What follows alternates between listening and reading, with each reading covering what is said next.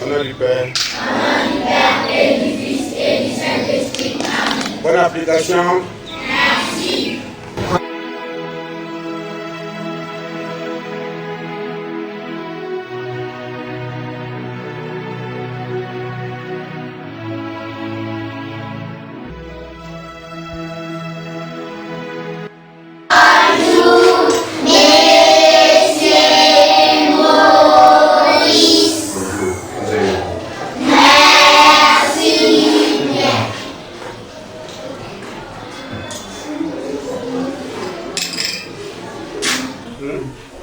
Moi, je réponds au nom de Kazadi Tumara Patrice.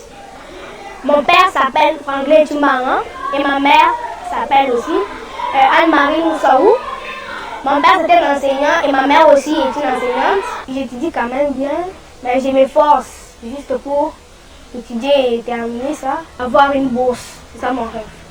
Je vais devenir un docteur dans la vie.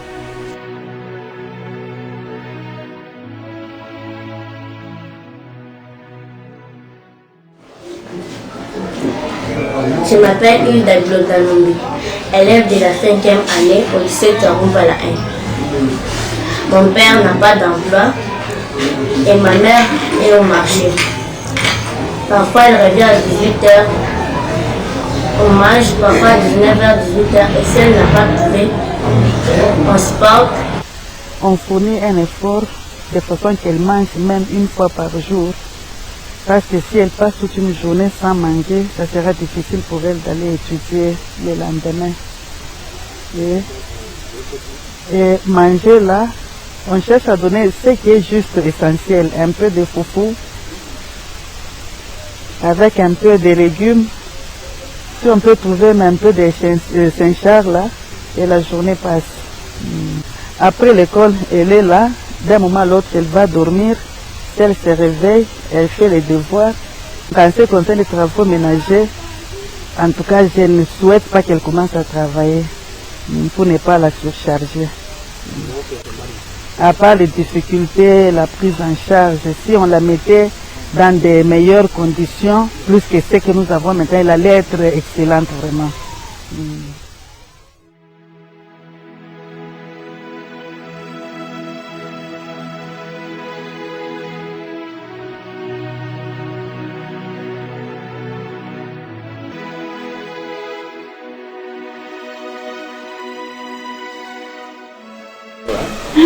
Nous avons des difficultés ici dans notre école.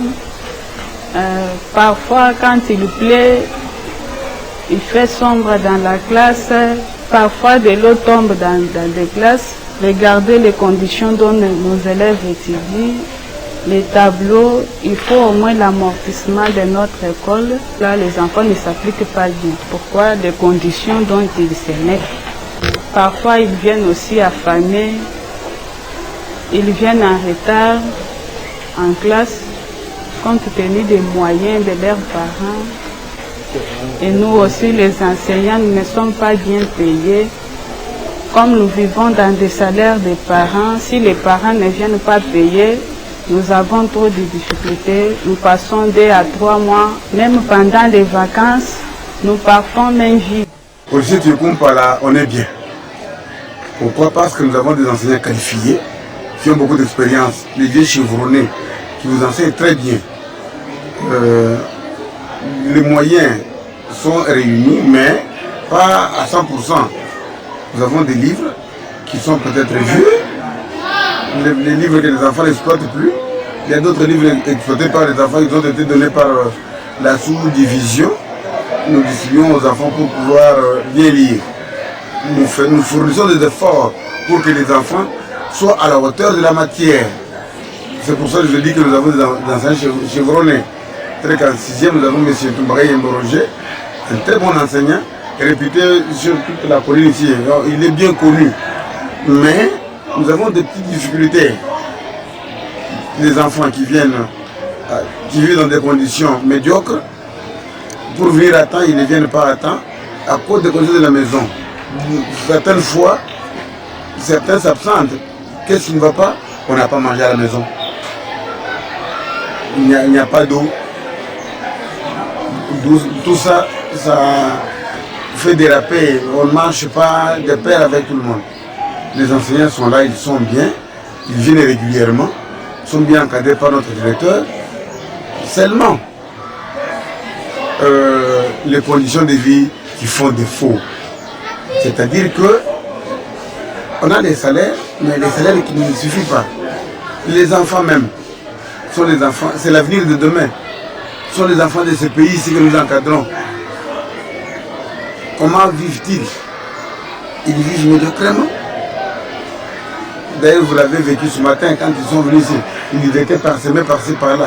Jusqu'à 7h30, 7h40, il n'y avait pas. Ils étaient venus à 30-40%. Ils viennent en retard. Puis après, nous dépendons des parents. Les parents qui ne payent pas comme il se doit. Les parents qui ont des difficultés, qui n'ont pas du travail, ils se débrouillent ici en Bujumbura. Les parents se débrouillent par-ci, par-là pour pouvoir payer les frais scolaires. Et jusqu'à maintenant, il y a d'autres parents qui n'ont pas encore payé même un franc. Comment est-ce que moi je serais payé? Si les parents ne payent pas, c'est une école privée. C'est une école privée, cette école-ci. Nous ne sommes pas gérés par l'État. Alors que nous, enseignants, nous sollicitons le même marché avec les enseignants du public.